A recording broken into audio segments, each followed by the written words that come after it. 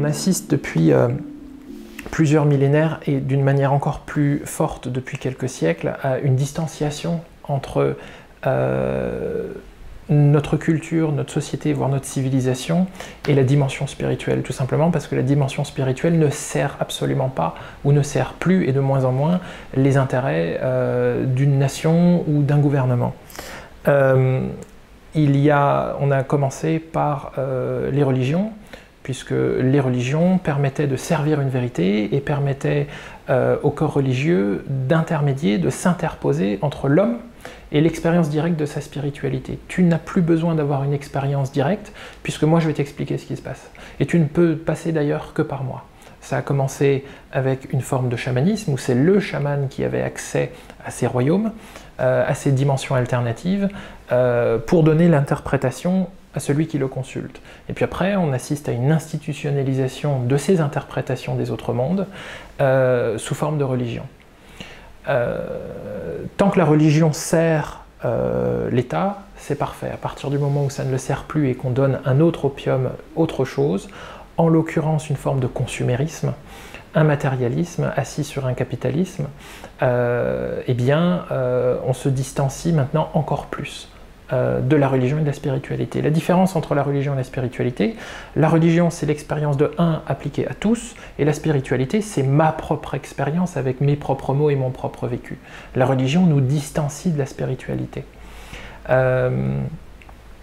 Donc, les considérations spirituelles, et on le voit dans le discours qui nous est servi, hein, dans cette forme de pensée unique, n'est absolument pas souhaitable, puisque ça va nous distancier de là où on veut nous amener, c'est-à-dire une forme d'asservissement, et il est très très important qu'on soit dépendant d'une certaine manière de vivre, d'une certaine idée du succès, parce que ça va nous rendre productifs, parce que ça va nous rendre dociles.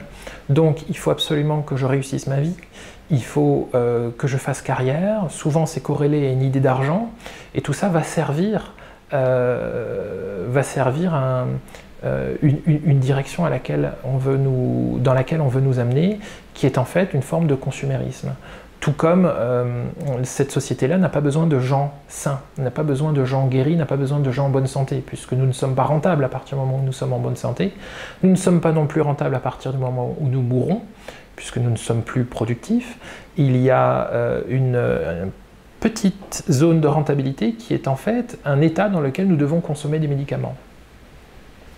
Et toute chose qui pourrait éventuellement nous émanciper de ces consommations-là et de cette logique consumériste n'est absolument pas souhaitable. Et c'est en ce sens-là qu'on nous sépare de la spiritualité ou qu'on discrédite le discours spirituel. On le voit aussi dans l'approche psychanalytique traditionnelle, où la notion de l'âme n'est absolument pas prise en compte. Alors, plusieurs mouvements depuis les années 70, voire les années 60, viennent prendre en compte dans les approches psychologiques d'une dimension spirituelle.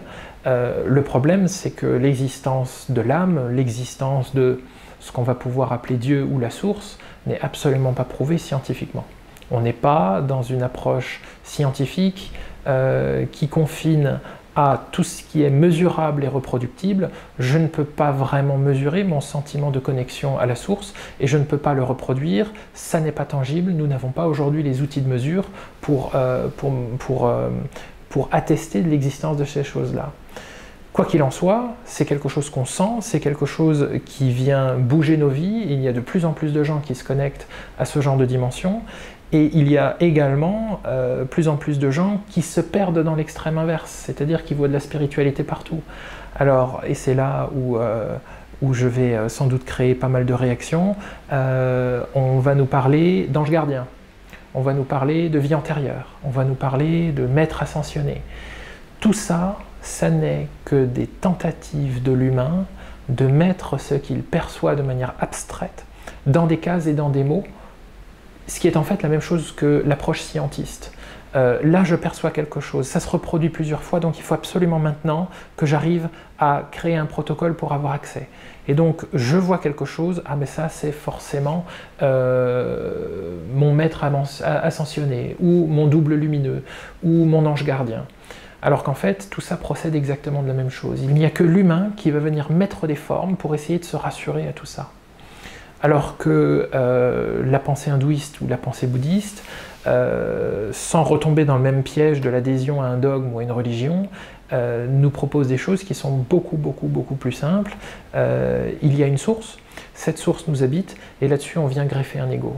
Et nous traversons notre vie avec l'identification à cet ego qui ne subit que des problèmes, que des challenges, avec en plus une société ou une culture qui vient nous dire il faut que tu réussisses, il faut que tu accumules des biens matériels qui vont te donner un semblant de succès, et puis on va avoir l'impression qu'on a réussi notre vie. Alors qu'en fait, on ne se sera jamais connecté avec là d'où l'on vient, avec notre vraie nature, au-delà de l'ego.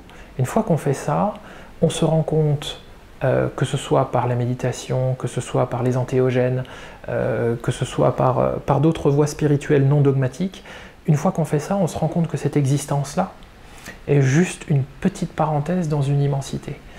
Pour ceux qui arrivent à se connecter avec cette dimension spirituelle, ils arrivent à toucher avec plus ou moins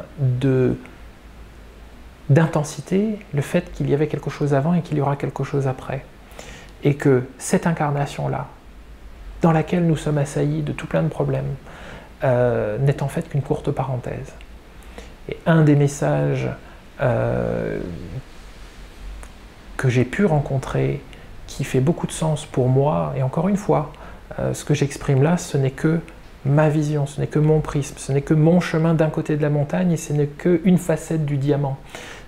Tout ça est un jeu. Ce n'est qu'un jeu, ce n'est qu'un terrain d'expérimentation. Et c'est une pensée qui est très dangereuse dans une société immature. Dans une société où on pourrait dire « Ah oui, non mais si c'est un jeu, c'est bon, on peut faire n'importe quoi ». Eh bien non. On rejoint dans ce « on peut faire n'importe quoi », on rejoint la notion de bien et de mal. Qu'est-ce qui est bien, qu'est-ce qui est mal? Là encore, on rentre progressivement dans une notion dogmatique ou manichéenne. La seule question qui prévaut, c'est est-ce que ce que je suis en train de faire vient servir l'expérience que moi je veux faire de l'existence? Et qu'est-ce que je veux pour cette vie-là? Qu'est-ce que je veux pour les autres? Qu'est-ce que je veux pour moi? Et le choix, la direction que je suis en train de prendre, est-ce que ça va servir l'expérience de l'existence que je suis en train de faire?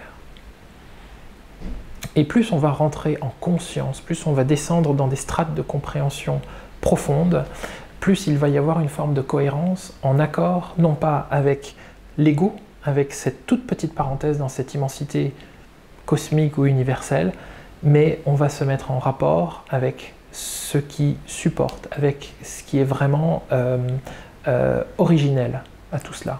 Et on va commencer à développer des comportements qui sont plus cohérents, plus sains, plus humanistes, plus constructifs, et pas forcément dans le sens que les médias ou que la société ou qu'une forme de structure capitaliste veut nous imposer.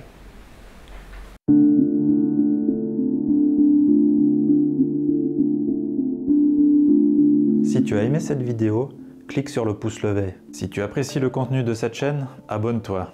Et n'oublie pas de cliquer sur la petite cloche pour être averti de nouvelles vidéos. Merci.